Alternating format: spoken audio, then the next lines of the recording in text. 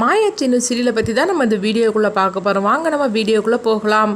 ஜானகி நான் தான் தப்பு பண்ணேன் அப்படின்னு சொல்லிக்கிட்டு அவங்க போய் சரணடைஞ்சிருந்தாங்க. இந்த விஷயத்தை குரு ரகுராம் வீட்டில் சொல்லவும் இது கேட்டதுமே மாயா அதிர்ச்சி அடைகிறாங்க. அப்போ கதிரை அவங்க விடுதலை பண்ணியிருந்தாங்க. அடுத்து பார்த்தோம்னா மாயா உடனே அவங்க போகிறாங்க, அவங்க ஸ்டேஷனுக்கு போகிறாங்க. போய் அவங்க ஜானகிட்ட போய் கேட்குறாங்க.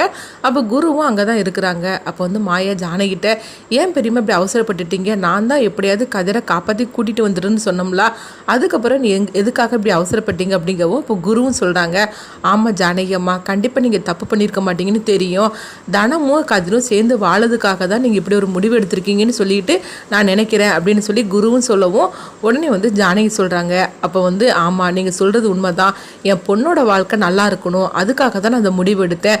பஞ்சாயத்தில் அவங்க என்ன முடிவு எடுத்திருக்காருன்னு பார்த்தியா மாயா, அதனால தான் இப்படி ஒரு முடிவு எடுத்தேன். கதிர் மட்டும் இங்கே உள்ளே இருந்தாம்னா கண்டிப்பாக அவர் தனா கிட்ட இந்த மாதிரி தான் ஒரு முடிவு எடுப்பார். தனாவும் எதுவுமே பேச முடியாத ஒரு நிலமையில இருப்பா.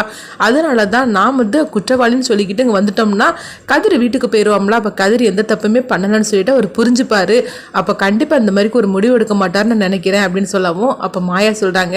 என்ன பெரியமா நீங்கள் இப்படி சொல்லிட்டீங்க, ஆனால் நாளைக்கு பஞ்சாயத்தில் என்ன நடக்க போதோ தெரியல, ஆனாலும் நீங்கள் எதுக்காக பெரியமா இப்படி அவசரப்பட்டீங்க அப்படிங்கவும் தனா வாழ்க்கை நல்லா இருக்கணும், அதுக்காக தான் நான் அந்த முடிவு எடுத்திருக்கேன் அப்படின்னு சொல்லவும் இது கெட்டதுமே மாயா சரி பெரியமா அப்படின்னு சொல்லிக்கிட்டு நேராக வீட்டுக்கு வராங்க.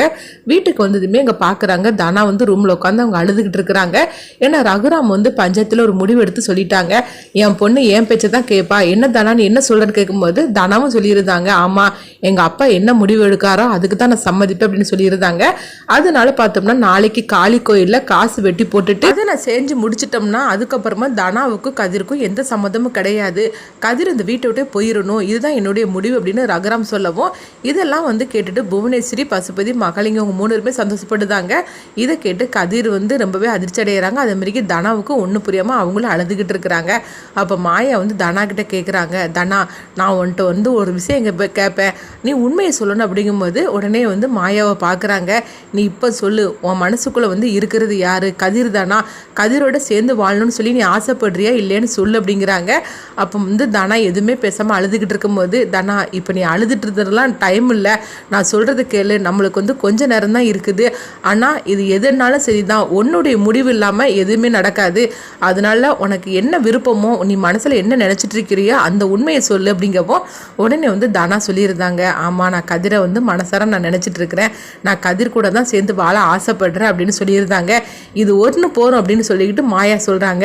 அப்போ தனா கேட்குறாங்க, மாயா இப்போ நீ என்ன பண்ண போகிற, அப்பா பேச்சை மீறி என்னால் எதுவுமே செய்ய முடியாது, நீ ஏற்கனவே அப்பா உன் மேலே கோவத்தில் இருக்கிறாரு, நீ போய் ஏதாவது பிரச்சனை பண்ணிடாத, கண்டிப்பாக ஏற்கனவே அப்பா கோவத்தில் இருக்கிறாரு, அம்மாவும் இப்போ இல்லை, அதனால் சொல்கிறது கேளு, நீ எதுவும் பிரச்சனை பண்ணிடாத, அப்பா என்ன முடிவெடுத்தாலும் சரிதான் அப்படிங்கும்போது நீ அப்பா முடிவெடுக்கிறது சரிதான், ஆனால் உன் மனசில் கதிர் தானே இருக்கிறான், நீங்கள் என்ன இருந்தாலும் சரிதான், புருஷன் பொண்டாட்டி உங்களை பிரிக்கிற உரிமை அவங்களுக்கு எப்படி இருக்க முடியும், நீ ஒன்றும் கவலைப்படாத, இதை நான் பார்த்துக்கிறேன் அப்படின்னு சொல்லவும் தனா அதிர்ச்சி அடைகிறாங்க. ஐயோ ஏற்கனவே கதிர் என் கழுத்தில் தாலி கட்டினால தான் அப்பா மாயா மேலையும் அம்மா கிட்டையும் இந்த அளவுக்கு கோவத்தோடையும் அவர் பேசாமல் இருக்கிறாரு, இப்போ மாயா திரும்ப எந்த பிரச்சனை பண்ண போகிறாலும் தெரியல அப்படின்னு சொல்லிட்டு தானா ரொம்பவே பதட்டமாக இருந்துட்டு இருக்கிறாங்க. அடுத்து பார்த்தோம்னா அடுத்த நாள் ஆயிடுது. அப்போ காளி கோயிலை காசு வெட்டி போடுறதுக்காக ஊர்க்காரங்க அவ்வளோருமே கூடியிருந்தாங்க. இங்கே பார்த்தோம்னா புவனேஸ்வரி கார்த்திகிட்ட சொல்கிறாங்க, கார்த்தி நம்ம என்ன நினச்சோமோ அது எல்லாமே நடந்துட்டு இருக்குது, அதனால இன்னும் நம்ம வைக்கிறது தான் அங்கே எல்லாமே, ரகுராம் குடும்பத்தை நம்ம பழி தீட்டாச்சுது, இன்னும் கொஞ்ச நேரத்தில் காசு வெட்டி போட்டதுக்கு அப்புறமா தனாவும் கதிரும் பிரிஞ்சிட போகிறாங்க, அதுக்கப்புறம் பாரு உனக்கும் தனாவுக்கும் தான் கல்யாணம் நடக்க போகுது அப்படிங்கவும் இது கிட்டதுமே பசுபதி அதிர்ச்சி அடைகிறாங்க.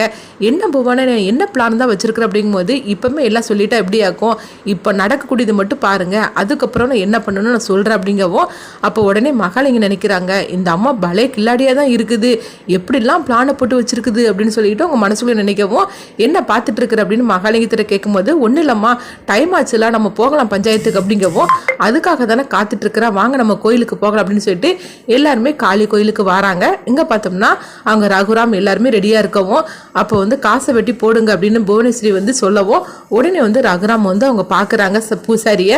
அப்போ பூசாரியும் வந்து அங்கே அதாவது சாமிக்கு முன்னாடி ஒரு காயினை வச்சிருக்கிறாங்க.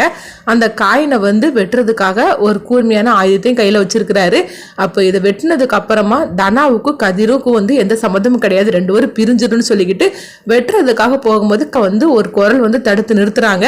உடனே அது யாருன்னு சொல்லிட்டு எல்லாருமே திரும்பி பார்க்குறாங்க. இப்படிதான் ரொம்பவே சூப்பராக அந்த ப்ரோமோ எடுத்துட்டு போறாங்க. இது சண்டே ஸ்பெஷல் அன்னைக்கு போடுறாங்க. அடுத்தது என்னெல்லாம் நடக்க போகுது, ரகுராம் வந்து தன்னுடைய முடிவை மாத்திப்பாரா, என்ன பிரச்சனை எல்லாம் வரப்போகுது அப்படின்னு சொல்லிட்டு நம்மளும் வெயிட் பண்ணி பார்க்கலாம்.